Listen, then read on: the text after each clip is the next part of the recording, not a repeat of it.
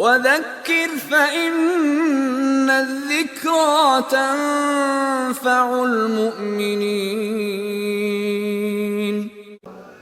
Earlier I met someone who was ill.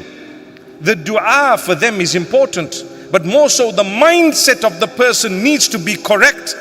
I thank Allah for whatever else He's given me. I thank Him for the chance He's given me to be with so and so. We've had someone who was widowed a few days ago. They spent 20 years with their husband, and sometime now it is up to us to look at the 20 years I spent with my husband. I thank Allah for it. But you know what? I'm only 50 years old, which means I'm married at 30. And at 50, I'm already widowed. Subhanallah. Thank Allah. You had 20 years with a marvelous human being.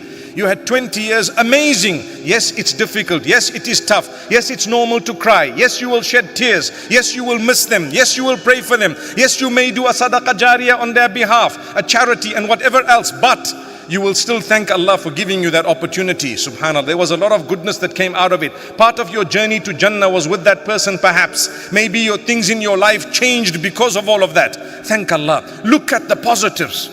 Thank Allah Almighty for what He has blessed you with. Like I said, that is a stepping stone towards the rest of your relationship with Allah. When Allah's made you a certain way, be thankful. Subhanallah.